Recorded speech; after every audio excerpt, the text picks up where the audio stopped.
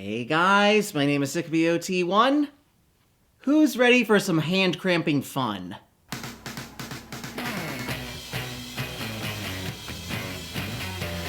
Guitar Hero was a monster franchise in the mid to late 2000s, and then Activision killed it by oversaturating the market, like they tend to do with a lot of their successful franchises. But at the time, it and competing series Rock Band were the definitive peripheral-based rhythm game franchises on the market. So much plastic and rubber floods retro game stores to this day because of these games. And each franchise, of course, branched off into spin-offs and portable adaptations. In a previous video, I talked about the Rock Band games made for portable systems, and today I finally get to do the same for Guitar Hero. And this time, it's personal. From 2008 to 2009, Vicarious Visions developed the Guitar Hero On Tour series, a sub-series made exclusively for the Nintendo DS that used the system in a unique way. By using a peripheral that plugged into the system's Game Boy Advance slot, you could hold the system on its side and use the touchscreen to strum along to songs in a way that's compact and close to the experience you would get on the console versions of the series. I remember the day the first game was announced, and I was extremely excited to get my hands on it. I had already become incredibly passionate about Guitar Hero 3 after getting it the previous year, and this seemed like it would be just as fun. And so much did I love the On Tour games that I literally created my YouTube channel because of them. In fact, as I've mentioned before, the OT1 part of my username comes from the On Tour series. I uploaded crudely recorded videos of myself playing primarily bass and rhythm guitar parts of songs in these games to hopefully fulfill a niche I thought might exist with these games online, along with a few other people who also filmed themselves playing this series. Back in those days, I filmed my videos with the 5th generation iPod Nano,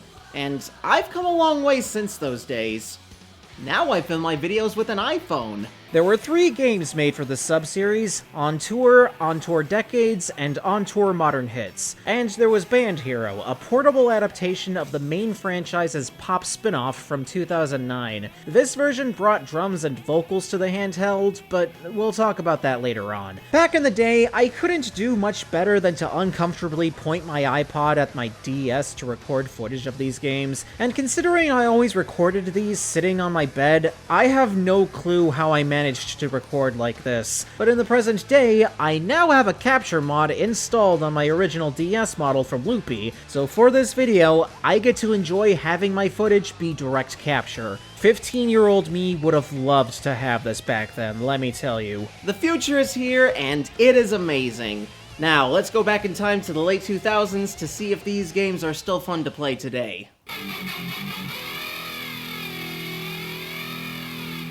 The original Guitar Hero On Tour came out in June 2008, just a few months before the release of the 4th major title in the main series, Guitar Hero World Tour. Yeah, I bet the similar names didn't confuse consumers back in the day. When the game was released, it came in a bulky cardboard box with the game cards and the guitar grip. Adapters were included that let you use this with either an original model DS or a DS Lite. I never had a DS Lite growing up, so I ended up losing that adapter and just sticking with the original model. But in the present day, I now have a second guitar grip with the Lite adapter. Not that I'll be using it much for this, since it's the original DS model I can actually record. And as you may imagine, the later released DSi, as well as all versions of the 3DS, could not play this game due to the lack of a GBA slot. You put your hands into the strap to use the fret buttons, and personally, this is a little less comfortable than I remember it feeling, though I attribute that to my hands growing a little in the past decade. This is something reviewers brought up even at the time. This thing is not the most convenient for everyone to hold, and can even potentially cause hand cramps, so taking breaks is a must. It can feel a bit tight, and you might have to do a little squirming around to get into a position that makes it feel tolerable. And for me, that's setting up some pillows to allow my arm to lay down so I don't have to worry about bending it in an unnatural way. Yeah, the way I play this game is pretty goofy, so I'm not even going to pretend to be playing the game when I'm on camera. The illusion is ruined. Sorry, I failed as a gaming YouTuber. Anyway, as you'd imagine, you use the touchscreen to simulate strumming a guitar to complete the experience, and included in the grip itself is a pick-shaped stylus. In my eyes, a very necessary inclusion, because using the typical thin DS stylus wouldn't have felt right at all. You need a good grip while you're strumming away, and a pen-shaped object is not meant for strumming a guitar. And as unorthodox as this method might seem, it's actually pretty well thought out. This is about as close to a genuine Guitar Hero experience as is possible to get on your DS. Gameplay is pretty much what you can expect from playing the console versions, but there are a couple things to mention. If you strum during a sustained note, you'll whammy that note, preventing overstrumming during them. A very useful failsafe considering how you might have trouble keeping track of your strum patterns while playing on small screens like these. To activate star power, the game encourages you to yell "rock out" into the DS's microphone. But if you don't want to feel like an out-of-touch marketing executive, you can just blow to get the job done. Or physically touch the star power bar on the lower screen if you're able. Aside from these differences, and the fact you're working with 4 buttons instead of 5, there's not really much else different about how this game plays compared to Guitar Hero 3, and that is admirable. So the game plays well for what it is, but what exactly do you do with that style of gameplay? As you'd expect, this game has a career mode, though it's the typical Guitar Hero style of career mode from that time where you go through a list of songs. At least from what I remember. I didn't touch this mode in my footage, I just stuck with quick play. Because this game is mostly following in the footsteps of Guitar Hero 3, that unfortunately means the career focuses only on lead guitar. Playing bass or rhythm guitar, depending on which is offered by each song, can only be done in practice mode if you're playing on your own. Or of course in wireless co-op, but I'll have more to say about that when we're talking about decades. The engine in this game is somewhat loose and forgiving. It feels like there's a wide window where strumming a note counts, and it has GH3's approach to hammer-ons and pull-offs where it doesn't stress too much about the timing. You can hammer the next fret early and it should still count. In fact, there's a couple oddities where you hammer on to the same exact fret. Just hit the first note, do nothing, and it plays itself. I noticed this in Black Magic Woman and Pride and Joy. Also, fun fact, Pride and Joy also uses 4-note chords, a rarity for Guitar Hero charts at the time. Now, for the DS, I actually think the loose engine is appropriate, considering how alien this can feel to play, but it still has its issues. I find that alternative strumming without lifting the pick can sometimes feel a bit unreliable, and I'm not sure why. It's easier to get out of sync when doing this, but doing this does keep my hand from getting tired, whereas I'm more confident I'm going to keep a streak going by continuously lifting my pick and hitting the screen, but I'm gonna tire myself out more quickly, making me feel like I'm gonna break my DS. I already replaced the shell and screens of this DS a couple years ago, and I don't want to do it again. There's also guitar duels, modeled after guitar battles introduced with Guitar Hero 3. This is a score battle where you have the chance to sabotage your opponent with power-ups, such as cutting a wire that they have to fix with the touchscreen, or having a fan shove something in your face to sign. Though you can also get more helpful power-ups, like temporarily lowering your difficulty or putting up a shield to prevent an attack. This is something that's also available in wireless multiplayer, but can be played against the computer. But of course, the computer is easy to beat, so you can knock these out without much trouble. Or maybe this will be the hardest thing you ever do in a game. I mean, I don't know how good you are at rhythm games. Visually, this game is what you can expect from a DS game. Pretty blocky and primitive, with basic animations. It's what they could do, I get it. The drummer and singer from the Guitar Hero 3 make a return here, though the bassist got the boot since the singer now plays bass too. I always figured this was so the game could run more smoothly, only having 3 moving models on stage instead of 4. Either way, bands where the bassist also sings are objectively cooler anyway.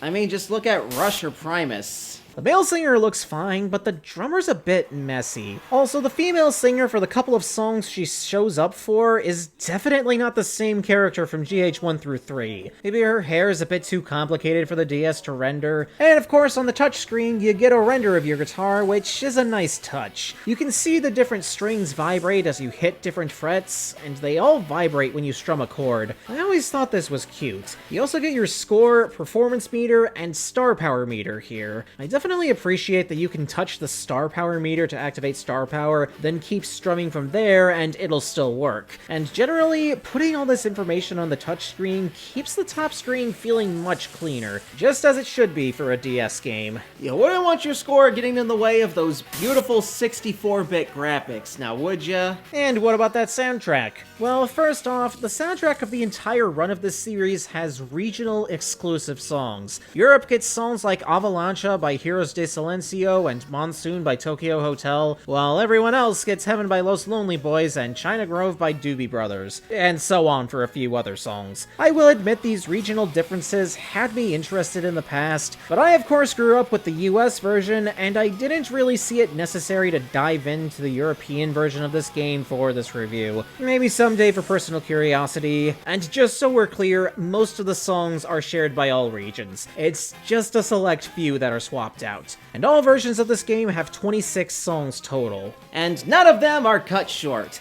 Take that, Rock Band 3DS. Most of the songs in this game were exclusive to the DS at this time. OK Go's Do What You Want was featured heavily in the advertising. We also get some neat stuff like Breed by Nirvana, Jet Airliner by Steve Miller Band, and Animali by Incubus. However, a good chunk of the track list is made of repeats from Guitar Hero 3, Rock and Roll All Night by Kiss, LaGrange by ZZ Top, Helicopter by Block Party, and Black Magic Woman by Santana. Though interestingly enough, we have the original versions of Hit Me With Your Best Shot by Pat Benatar and Pride and Joy by Stevie Ray Vaughan, whereas Guitar Hero 3 had covers of those songs. That's really interesting, and appreciated considering how bad the singer of the Pride and Joy cover sounded in Guitar Hero 3. There's arguably not much of a unifying theme tying these songs together. It can feel like a bit of a grab bag of tunes, but I think they're pretty good. Even if a few of them are still covers, like Youth Gone Wild or I Know a Little. Plus, I do appreciate how the cover artists get credited now. Besides, the quality of the DS's speakers can make it a little difficult to tell that they're covers anyway. The later difficulty songs are pretty fun to play. Most of them aren't overly hard, aside from the guitar solo of I Don't Wanna Stop, that's just a nightmare. But Jet Airliner and Animali have some really fun fast strumming sections, and Knock Me Down has that infectious funk rhythm that's really satisfying to nail down. Of course, the earlier songs are gonna feel basic, you're not gonna be challenged by All-Star or This Love, but the difficulty curve is done pretty well here. Really lets you get used to the way the game plays before throwing the hard stuff at you. For beating guitar duels on every song, you'll unlock a bonus song, I Am Not Your Game Boy by Freeze Pop, which is interesting. This band has ties to Harmonix, which made rival series Rock Band at the time, so it's interesting that Activision was able to scoop this up for a 2008 Guitar Hero game. It's also interesting because this directly mentions Mario and Nintendo. So you know this could only be on an entry exclusive to Nintendo platforms, but it's a neat, fun song to play. And that's all there is to the first entry. Kinda simple, isn't it? Guitar Hero On Tour is an impressive game, but a short one. It uses its hardware in a unique way, and offers a handful of songs that are fun to play with that gameplay style. But of course, this cartridge just can't hold the same amount as a DVD, and admittedly, playing this did make my arm sore. It must have also done this when I was a kid, but kids are factually stronger than adults. However, the charm of the idea and the fun, faithful gameplay did prevail, and I pressed forward. This was a solid first go at this idea that had me wanting more. But thankfully for me, it didn't take long for more to come. Guitar Hero On Tour Decades came out later in November 2008. Just 5 months after the first game, and a month after World Tour's release. The sequel sought to refine the gameplay of the first title, and had a gimmick of taking players backwards through several decades of music. Mechanically, not much has really changed with this entry, basically just a way to get more songs onto the DS. But there are a few things that set this apart from the original, namely the theming. This game has much more flair and identity than the first game. Each song is split up according to the decade they came out in, with their own venues, outfits, and styles of guitar that reflect the era. You even play on a modified DS for the modern songs. That's cute. And by modern, I of course mean modern by 2008 standards, and I have feelings about that. The career progression of this game starts you in the modern era, then 2000s, the 90s, 80s, and 70s. Yes, there's really two sets of songs that come from the same decade. Although to be fair, the modern era is predominantly emo, think Fall Out Boy, All-American Rejects, and Paramore, whereas the 2000s set more favors nu metal like Linkin Park and Seether. But I'm sure you can notice a problem when doing the career in this fashion to begin with. The difficulty curve can feel all over the place. Sure, early songs like Dirty Little Secret and One Step Closer can be basic, and later on you play songs with more complicated solos like Any Way You Want It and Sweet Home Alabama, but the encore song for the modern set, Tarantula by Smashing Pumpkins, this is not a tier 1 song. This is a lot of strumming for the main rhythms. The same goes for I Believe in a Thing Called Love for the 2000s tier. A solo this complex would ordinarily put it in a later tier. Meanwhile, The One I Love by REM and All Right Now by Free are really basic songs, and they're in the second to last and last tiers respectively. It's not a huge deal, especially if you're playing outside the career mode like I did, but it is weird. Not to mention, I think some of the song selections are weird this time around. Altogether, it is a pretty solid soundtrack, but some of the picks, at least for the North American set list, don't mesh well thematically with the other songs in their respective lists. For example, the 90s tier puts on a grunge aesthetic, with a skateboarder jumping over your band in the intro, but the songs you choose to represent this era are No Rain by Blind Melon, Buddy Holly by Weezer. Are these good songs? Well, I think they are. Are they grungy and dirty? The 80s aesthetic goes for some 8-bit, flashy glam, and for the most part it's represented well, and it is at least distinct from the style they were going for with Rock's the 80s, but I don't get why La Bamba and The One I Love are here, other than being holdovers from World Tour, I guess. Really a lot of songs in this game were taken from World Tour and even Rock Band 2 in a couple instances. At least with the 70s, only One Way or Another by Blondie really sticks out when compared to the psychedelic, hippie aesthetic that this tier goes for, but admittedly, this is all nitpicking. I generally like these songs. They can just feel like a bit of a grab bag at times, like with the first game. The plus side is that they're all master recordings this time around, including a re-recording of Sammy Hagar's I Can't Drive 55, which I think sounds just as good as the original. The bonus songs you get for beating the various career modes this time around are We Are the Champions by Queen, Alien Ant Farm's cover of Smooth Criminal, and Satch Boogie by Joe Satriani, the latter of which is a serious contender for one of the hardest on-tour songs on guitar. I mean, you try to keep up with the pattern here for nearly a minute on one of these things. And you thought this song was hard in World Tour.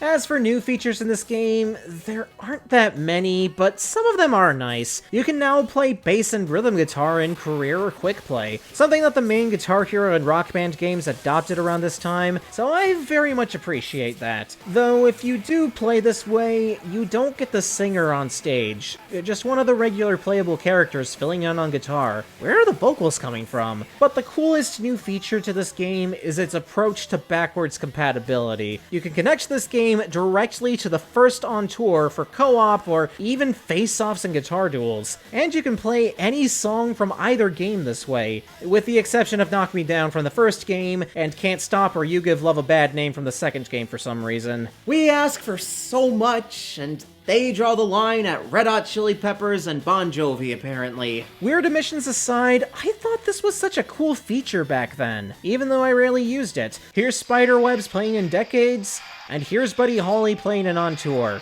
Witchcraft, I tells ya. I really like this because it doesn't force consumers to buy multiple of the same game to enjoy DS multiplayer. Sure, it doesn't support download play, understandably since this requires a peripheral to play in the first place, but this is a brilliant way around that limitation, and it's even a feature that carried over to the next game. However, I think the engine in Decades may have degraded a bit compared to the original. Strum detection feels a bit off this time around. If you strum up at enough of an angle, it tends to stop registering, and I swear these were inputs that the first game accepted. You also can't start a strum on the star power meter this time, where you could in the first game, meaning most of the time you're gonna be activating star power with the mic anyway. Also, there's more instances of chart weirdness. More instances where you hammer on into the same note or the chart just doesn't feel correct to what you're playing. Hell, there are 2 notes on I Can't Drive 55 on rhythm guitar that are literally impossible to hit. And that's not just me saying that. The Guitar Hero On Tour community agrees that this song can't be FC'd due to a technical bug. So this entry ends up feeling less polished than the original. The style absolutely compensates for the low poly DS graphics, but in other instances, it can feel rushed. I still had fun revisiting this entry, but for all the ways it improves on the concept, it feels like a step back in other areas. But can this series reach new heights with its third and technically final entry? Let's give it a shot.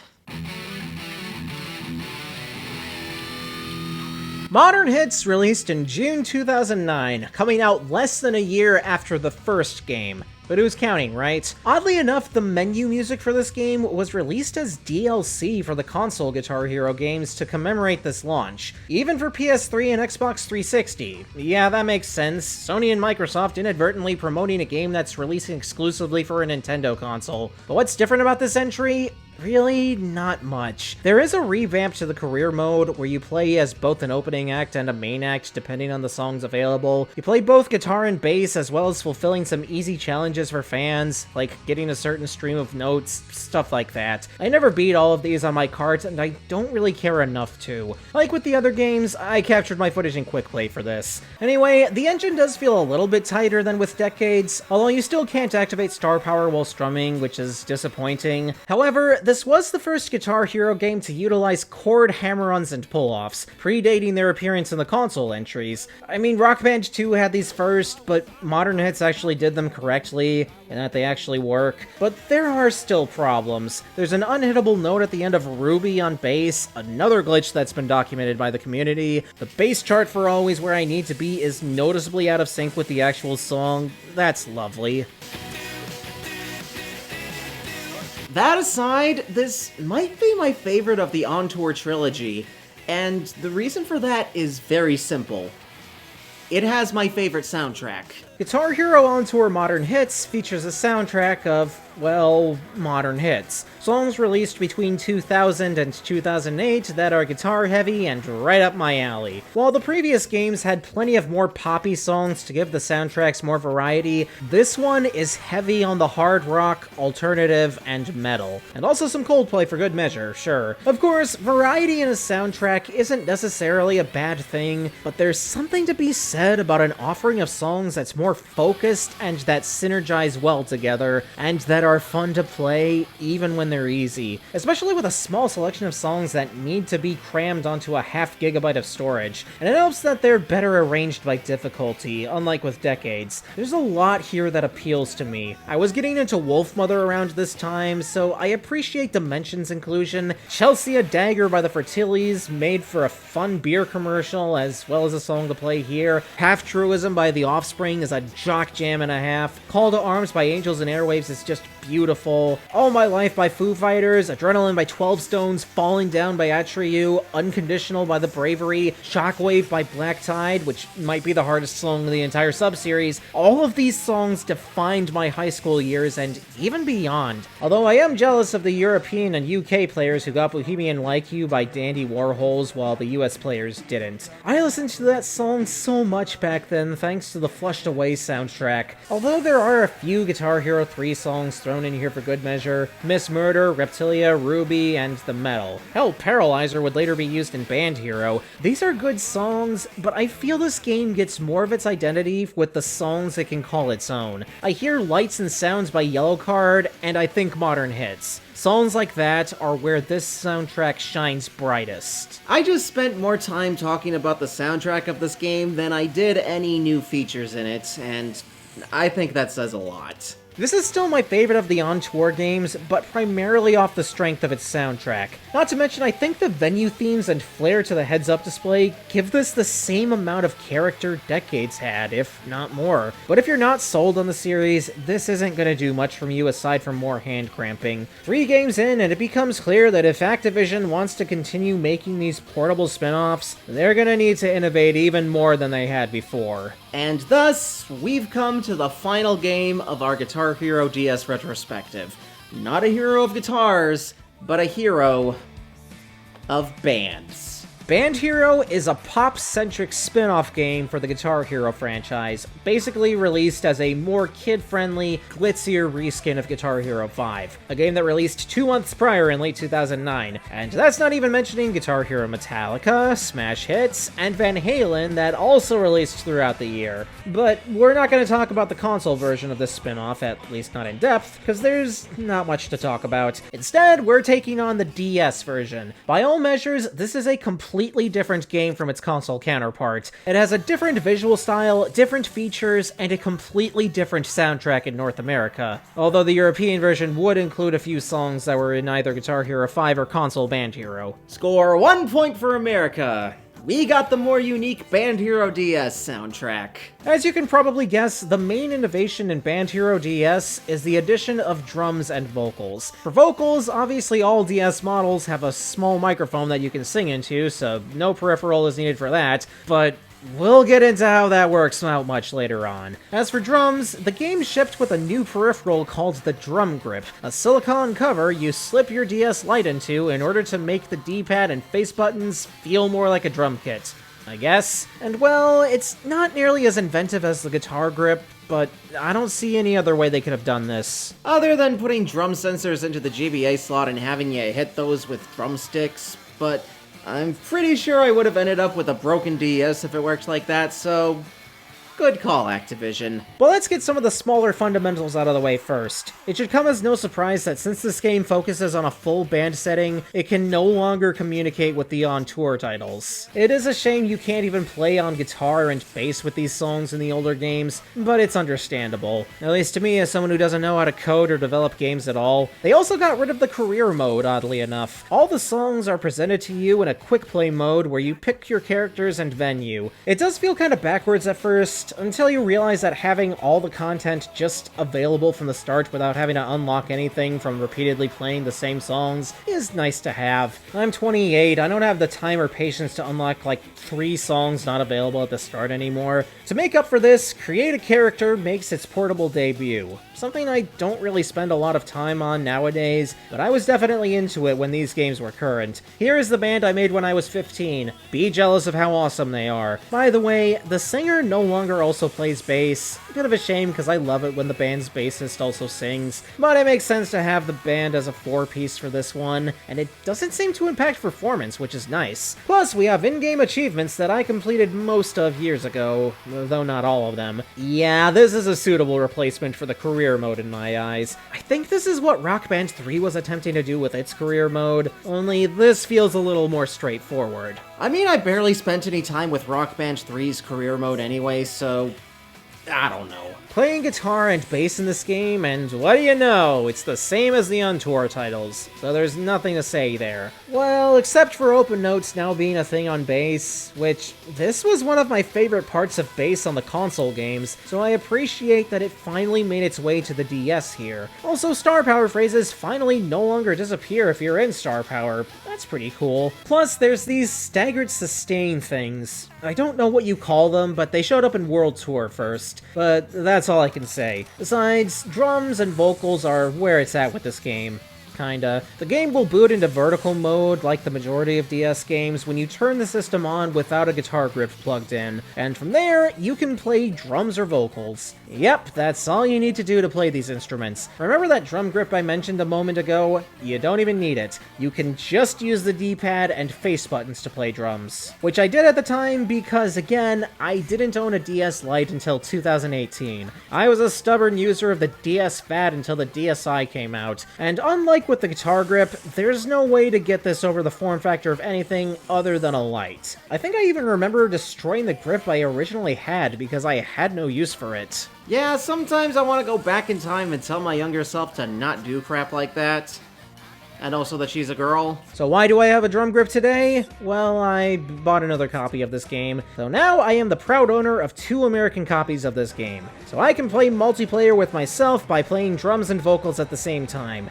Cool. Indeed a fool am I. And when we get to how drums actually function in this game, it couldn't be simpler. You hit the D-pad and face buttons in time with the jewels. Yeah, that's it. It's basically like playing Rock Band Unplugged. You use left, down, B, and A to hit notes. What more do you want? Now, in order to get the direct footage you're seeing here, I actually couldn't use the drum grip because it doesn't fit over the DS Fat. But in trying it with the grip on my DS Lite, I think I can safely say you're better off playing without it. I really didn't want to have to come to that conclusion after years of not being able to try it for myself, but it's the truth. It's a gimmicky peripheral that doesn't really enhance the gameplay, kinda like the touch bar on the World Tour guitars. Mostly this just makes the game harder to play. My fingers tired out a lot quicker playing with it, and generally it feels harder to hit notes. You have to press harder to get it to register, and your fingers need to travel farther to hit their marks, especially during songs like First Date. Also, in the heat of the moment, I find myself getting confused and mixing up the drums. This isn't the peripheral's fault. I think my brain is just hardwired to the way the DS Rock Band games play, with up and X being used for the middle notes, but it's still an embarrassing mistake that I don't make when I use my DS au natural. My DS is a nudist and proud, damn it. Playing drums with just the buttons, on the other hand, feels pretty good. The engine is about what I expect. It's very loose and forgiving. There's no wonky strum detection to take into account like with guitar and bass. Yeah, it's pretty solid. Kinda makes me wish the portable Rock Band games were this forgiving. However, each song on drums specifically has designated freestyle sections that mostly just amount to you mashing all the buttons to get more points. And they take the place of playing the actual song. They're not dead zones like in the console Guitar Heroes. This can be nice in a particularly difficult section to give yourself a breather, but I would have liked the option to turn these off. I don't feel like I'm actually playing the song when these pop up. It's similar to how I feel about overdrive fills in Rock Band. I'd rather just play what I'm supposed to play. And speaking of interruptions from the chart, at designated points of a song, you can choose to play a cheap minigame to earn star power. The minigames aren't particularly fun, and the song plays while you do them, so they feel like a waste of time. This isn't exclusive to the drums. You can do this with all the instruments, but similarly to drum fills, I'd much rather these weren't in the game at all. But at least you have the option to not do these. And thank God, because if they were mandatory, then that would make tracking scores on Score Hero a lot more of a nightmare. And now we move on to vocals, and this vocal engine is fucking awful! oh, this has been a thorn in my side for years. So the idea of singing into a DS already sounds like it'd be finicky, and this ain't about to prove you wrong. It's not to the point where you'll be struggling to pass songs even if you know them by heart, no. But on expert difficulty, trying to keep your combo from breaking is like walking on your pinky fingers. Unlike other Guitar Hero and Rock Band games, where you're judged on how well you nail each phrase, you're scored on every individual pitch. All the subtle nuances of the singer's inflections, including the tiniest grace notes. Two Princes by Spin Doctors is particularly egregious for this. I don't know how Vicarious Visions could consider this song a low tier on vocals. Or what about Fergie's intro on Let's Get It Started? Thank God most of this song is rapped, because if you nail this intro bit, your heart will be in your throat and you will get so nervous that you miss notes in the chorus. And it never feels consistent. Sometimes it lets you get away with getting a tiny piece of the pitch, and sometimes no matter what, if you miss the very start of the pitch, you get knocked down. And sometimes it just fails to pick up your voice properly depending on how high or low I sing, so I end up slurring my voice so that maybe it will be smooth enough for the mic to pick up properly, though I guess the console Guitar Heroes are not much different in that regard. And I should mention, breaking combo in this game doesn't reset your multiplier. That can stay at 4 times even if your combo resets. But if you suddenly see that little green bar go to empty after maxing out your multiplier, no FC for you. If I were just playing this for the first time for this video, maybe I wouldn't care so much. But here's the thing, Back in the day, I have seen this entire game on vocals. Yes, it can be done. It took a lot of practice and stress back in the day, but you can see on Score Hero, I was the first documented person to full game, full combo Band Hero DS on vocals. And shortly after, this was accomplished again by my friend Pars Revenge, who even did this with the Europe exclusive songs. And so for the stress and headaches that it took me to teach myself the nuances of this engine and to see 100% on every song, from the easy ones like Troublemaker by Weezer or No One Knows by Queens of the Stone Age, to the chaotic Excuse Me Mister by No Doubt or All You Need by Sublime, I feel uniquely qualified to say I hate this engine with a passion! And Guitar Hero was no stranger to bad vocal engines. World tours required you to get every part of every pitch to get 100%, something that's basically impossible on any song that isn't 90% talkies or more. Guitar Hero 5 and Band Hero on console feel so strict that it feels like you're singing through molasses. And I've heard from Pars Revenge that DJ Hero 2's vocal engine is pretty broken too, but I haven't tried it for myself. But it's just baffling that it kept happening. And this being on the DS, with a much cheaper microphone whose main function in most DS games was low quality recordings for stuff like Nintendogs, why isn't this engine more forgiving? Why do I need to pause the game between grace notes on two princes to have a prayer at hitting them? Why do I need to switch octaves twice in the same phrase on Suddenly I See for the mic to pick me up properly? Also, as a major gripe, why are the talkies inconsistent? Sometimes the pitch bar takes up the entire highway, and sometimes it's a regular pitch bar smack dab in the middle of the highway. And it can be hard to tell that that's a talkie. This game is just full of polish. If anyone could have made vocals on the DS work, it was Vicarious Visions, and yet they just couldn't. And I know, I've talked about little quirks across the games throughout this video, but even taking those into consideration, this just feels uniquely incompetent. But let's calm down and bring it more to a positive note with the soundtrack. Now, the soundtrack for this version of the game is decent. I do think it's along the same lines as the first on tour, where the songs make the most sense on a handheld spin-off rather than on a console entry, but I think the selection of songs here is better than its console counterpart. It has more variety than the glitzy pop of that version, with even some heavier songs like Our Truth by the Kuna Coil and You Better Pray by the Red Jumpsuit Apparatus. Yep, I didn't know this band from Face Down, I knew them for this. It's true that there's some poppy stuff here, like Suddenly I See by KT Tunstall and Girlfriend by Avril Lavigne, but there's plenty of more intense songs to balance it all out, which felt sorely missing on the console version. And there's some good, challenging deep cuts like All You Need and Boots of Chinese Plastic. You know, that song that played when Walter White destroyed his son's car on Breaking Bad. I'd say this doesn't have the same sort of core identity as modern hits, especially since there's plenty here that's been in Guitar Hero and Rock Band games before, but it is a decent collection of tunes. However, there's some weird censorship in some of these songs. This was more of a problem with the main version, but it's still prevalent in DS. I predict a Riot censors the line, "Girls scrabble around with no clothes on to borrow a pound for a condom. Thanks for the memories, censors get you out of those clothes, and I'm a liner away from getting you into the mood." And Suddenly I See cuts out the word hell from the chorus. Another reason this song is so awkward on vocals, your marker disappears during the sections where lyrics are cut out. Though again, the console version had it worse. Why is You Had Me by Joss Stone here if you're gonna cut the word wasted from the chorus? Why does Believe by The Bravery cut the word drinking but not drinks from the same line? Why bother throwing in American Pie if you don't want kids saying whiskey?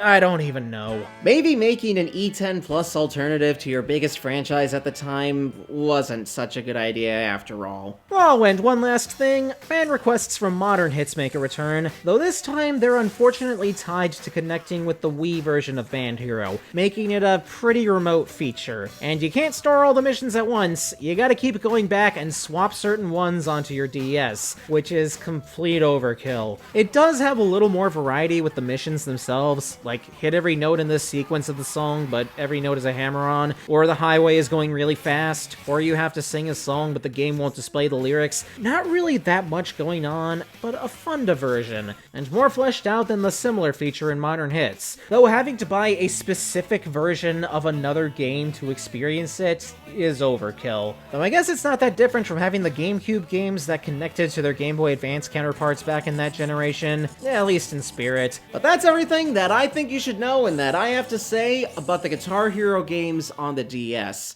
An ambitious little spin-off franchise that can be a lot of fun, but can also be a little tiring. The concept of bringing a rhythm game like Guitar Hero on the go was a novel one back in the day, and despite the hiccups along the way, I'm glad that they exist. Playing them today, they hurt my hand, and I definitely feel like I've lost a lot of skill in the past decade. They were never going to live up to the console releases, but I don't think they needed to. They just needed to give unique experiences while also showing that something like this could be done. Rock Band sort of took the easy way out, mapping everything to existing control schemes, but Vicarious Visions took full advantage of the hardware they had and made something special. These games literally inspired the creation of my YouTube channel, and while it's moved away from rhythm game content significantly, there's some personal history that means a lot to me. No matter how many flaws I now see in these games, or the fact that they just made too many of them, I still love them dearly.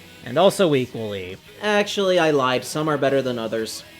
Here's my ranking from best to worst. Modern Hits was my favorite for the sheer style and presentation. The songs feel the most balanced and fun out of all the entries, and it has the identity I dig the most. Second is the original On Tour, and while it may feel like a bit of a prototype compared to what came after, it is still oozing with charm and actually might have a tighter engine than the later games. Band Hero I respect for the attempts to make a full band experience, but the intended way to play drums isn't that fun, and the vocals are basically broken, but it has the biggest soundtrack of the four, and plenty of fun songs on bass, guitar, and drums. And in last is Decades, mostly for its identity crisis. The gimmick with gradually going back in time is neat, but the farther back you go, the less it feels like the songs belong in this environment, and some of the songs picked don't even accurately reflect the intended tone. I wouldn't say it's a bad game, but it is the most confused with how it wants to present itself. And revisiting these games today, I can safely say that they're really not for everyone. They're for diehards of the series like me who want to experience the formula in a new way. I won't lie, playing these for extended lengths of time can hurt, but I still had a blast going through these set lists, the easy and wrist-crushingly hard alike. If you're turned away from what I had to say about these games, I don't blame you, but for me, it was exciting to go back to these after so long. The DS was home to a plethora of experimental software and gadgets, and for me, this might as well be the crown jewel of that.